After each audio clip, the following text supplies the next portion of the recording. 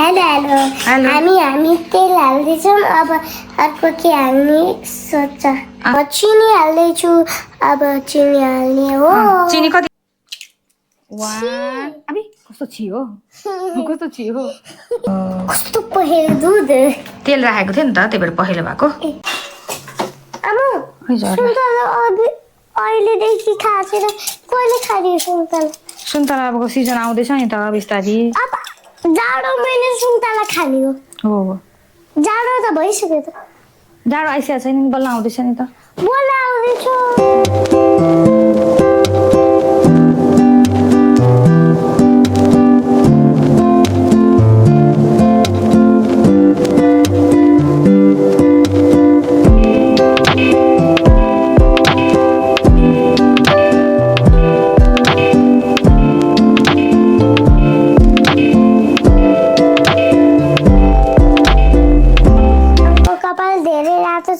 अब आमुले रातोले गरेछ अब के हामी केक बनाउनु लाग्यो अनि केक बनाउनु काँक्रो गर्छ कहाँ हो त आज केक हो hello everyone welcome back to my kitchen diaries hello आज चाहिँ हामीले एकदमै स्पेसल चिज बनाउन लागेको छौँ आज चाहिँ हामी के बनाउने वाला छौँ थाहा छ तिमीलाई केक कसको लागि बाबाको लागि आज चाहिँ सानीको बाबाको बर्थडे भएको भएर हामी चाहिँ केक बनाउने ट्राई गर्दैछौँ जेम्स हाल्ने हो अनि केक चाहिँ हामीले ओभनमा केक चाहिँ हामीले कुकरमा बनाउँछौँ ओभनमा चाहिँ बनाउँदैनौँ अनि कुकरमा चाहिँ नर्मली सबै घरमा ओभन पनि हुँदैन कुकरमा बनायो भने चाहिँ अरूलाई पनि कसैले बनाउन चाहनुहुन्छ भने त्यो अनुसार बनाउन सक्नुहुनेछ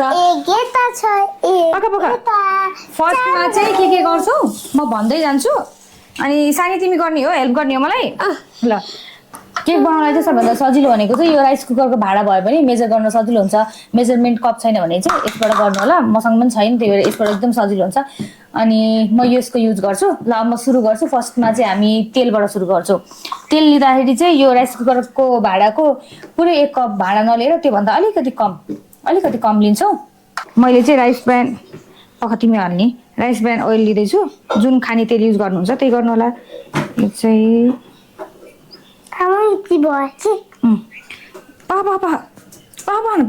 म नाप्दैछु मेजरमेन्ट गर्नु पऱ्यो नि त देखाउनु पऱ्यो नि त 1 कप भन्दा अलिकति कम छ तेल ल माया हाल तिमीले हाल्दैछौ ल हाल जम्मै हाल हेलो हामी तेल हाल्दैछौँ अब अर्को के हाल्ने सोच नाक चलाउनु हुँदैन हात धुनु पऱ्यो तिमीले बाहिर चिलायो पनि त हात धुनु पऱ्यो नि त डटी भयो नि त अब चाहिँ हामी के हाल्छौँ माया हजुर फुटाइदिन्छु म हाल्छु ल अब चाहिँ हामी अन्डा राख्दैछौँ अनि अन्डा चाहिँ 4वटा अन्डा राख्दैछौँ म फुटाउँछु आउँदैन नि त यसलाई यसरी फुटाउने होइन ल यस्तो क्र्याक गर अनि टक्क हाल बिचमा बोक्रा हाल्नु हुँदैन नि फेरि अबे कस्तो छियो 1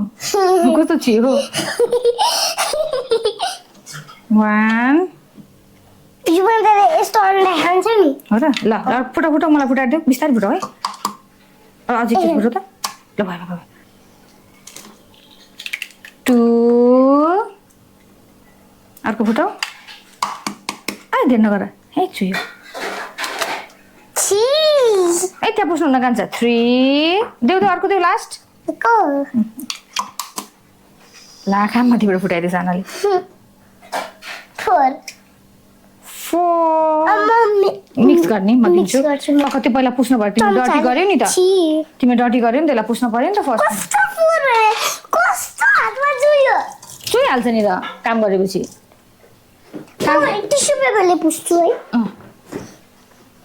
पहिला यहाँ सफा गरौँ सानीले 4 गरी कमिला पनि आयो अब लाउ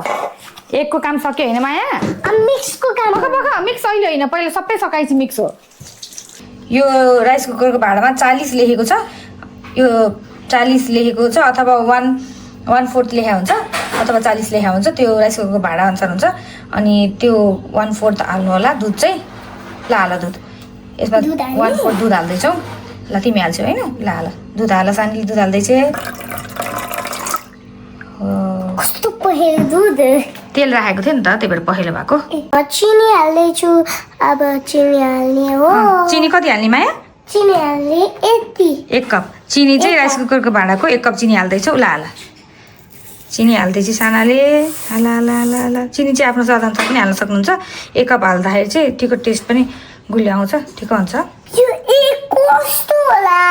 साह्रो न एउटा एउटा एउटा गोलो गोलो मोटो मोटो पतलो अब चाहिँ हामी यसलाई मजाले फिट्नुपर्छ ताकि यसको चिनीहरू मजाले पग्लोस् अनि अन्डाहरू चाहिँ फिटियोस् सानो मोल्दाखेरि यसरी यसरी यसरी यसरी एकतिरबाट मोला है घुमाउ त बिस्तारै बिस्तारै नउछिटाइकन उछिटिन्छ मोला है बिस्तारै मोलिरह मजाले मोला घुमाउ एकतिर मात्रै घुमाउ हो त्यसरी घुमाउ अन्डा मजाले फिट्नुपर्छ चिनी पनि फिटिनुपर्छ कोला अब यही उछिटाइ ल ल छोड्दा पनि पुस्छु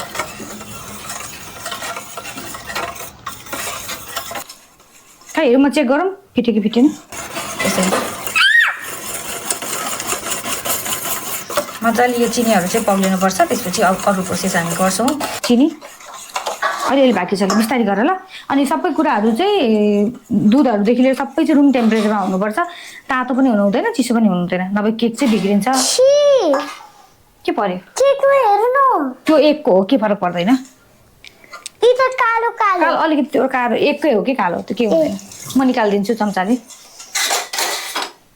तिमी उछिट्याउ नउछिट्याउ न कान्छा म गर्छु क्या तिमी नउछिट्याउ न यसो फिट्ने काम मात्रै गर न तिमी हुन्छ कालोदेखि म निकालिदिन्छु त्यो 1 यहाँ छ छोरा यता गर खा त यहाँ छ कि त्यो 1 कै कालो हो कि बल्ल आज बाबाको बर्थडे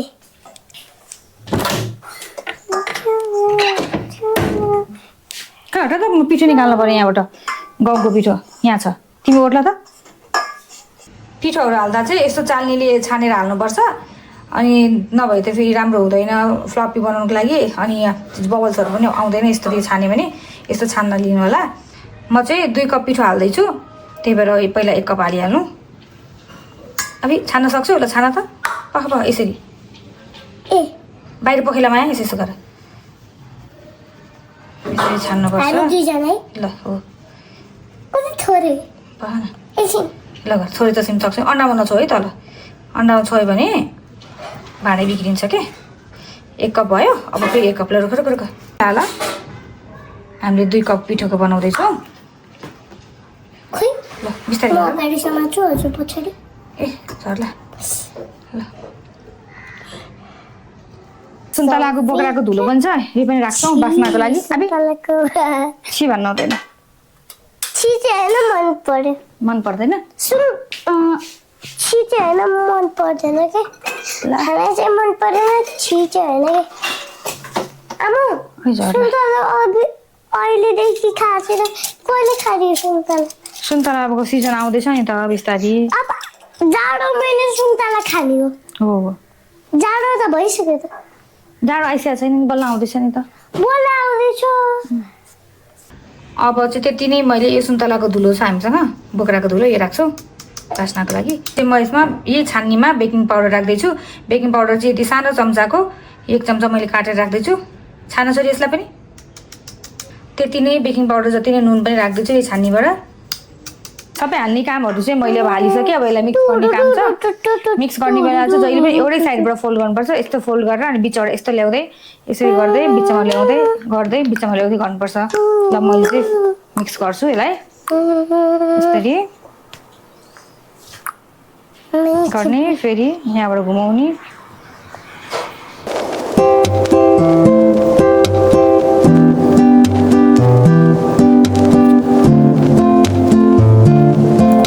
ब्याटर चाहिँ तयार गरेँ अब म बनाउनेवाला छु कुकरमा यो कुकर चाहिँ मैले यत्रो ठुलो कुकर लिँदैछु यो एल्युमिनियमको कुकर हो अब यसमा मैले भाँडा राखेर बनाउँछु भाँडा चाहिँ मैले यो डेक्ची लिएको छु अब यसमा म पहिला ओइलिङ गर्छु घिउ लगाउँछु त्यसपछि ब्याटर हालेर त्यसमा बनाउँछु त्योभन्दा अगाडि चाहिँ म यो भाँडालाई चाहिँ प्रिहिट गर्नको लागि यसमा अलिकति नुन राख्छु नुन राखेर प्रिहिट गर्छु यसमा राख्नु होला भाँडा डढ्दैन भनेर पनि हो नुन राखेपछि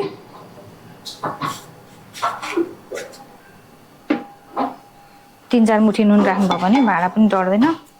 कुकरमा बनाउँदा चाहिँ जहिले पनि कुकरको सिटी अनि यो रबर दुईटै निकाल्नुपर्छ नभए फेरि कुकर पड्किने डर हुन्छ यो दुईटै मैले निकाल्दै अनि त्यसपछि माथिबाट एकछिन छोपेर प्रिहिट गर्दैछु त्यसपछि बाँकी काम गर्छु। ब्याटर हाल्दा चाहिँ भाँडाको भरि हाल्न चाहिँ हुँदैन, कमसेकम अलिकति चाहिँ ग्याप छोड्नुपर्छ।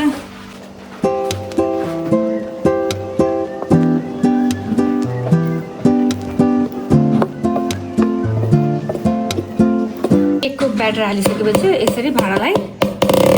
यसरी ड्याप ड्याप गर्नुपर्छ, यसको बबल्स सबै निस्कोस् भनेर।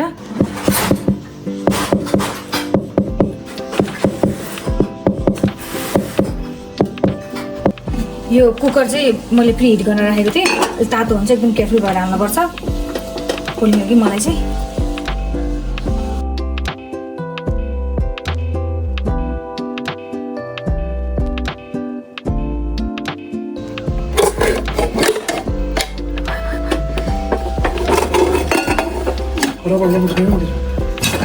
ल काकु ग्यास चाहिँ यति सानो बनाउनु पर्छ, फ्लेम सबैभन्दा सानोमा राखेको छु मैले। यहाँ पाक्दैछ, कमसेकम 15 मिनटपछि म चेक गर्छु।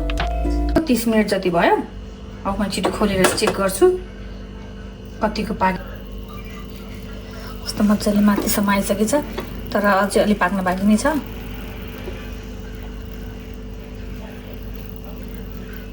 एक घन्टा जति भयो मैले बसालेको, अब चाहिँ पाक्यो जस्तो लागिरहेको छ। म चेक गर्छु फाइनली। मैले अघि नै चेक गर्दाखेरि यहाँ काटिएको छ चक्कुले। यो अलिअलि बबल्स भएको भएर थियो अघि नै, त्यही भएर यो चाहिँ अलि माथि यहाँ केही पनि आएको छैन पिठो, यहाँ पनि छैन पिठो। एकचोटि यहाँ फाइनली यहाँ चेक गरिहेरौँ।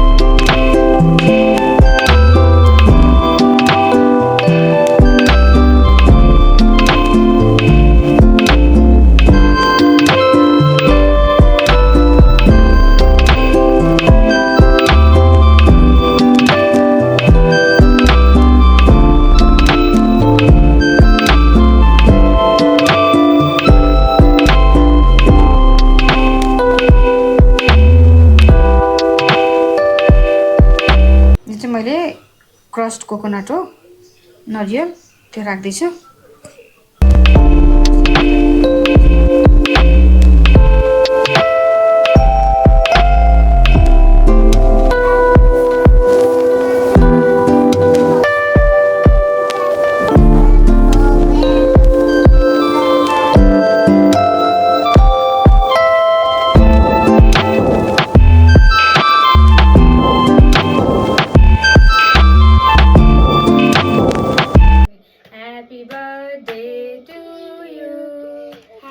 Happy birthday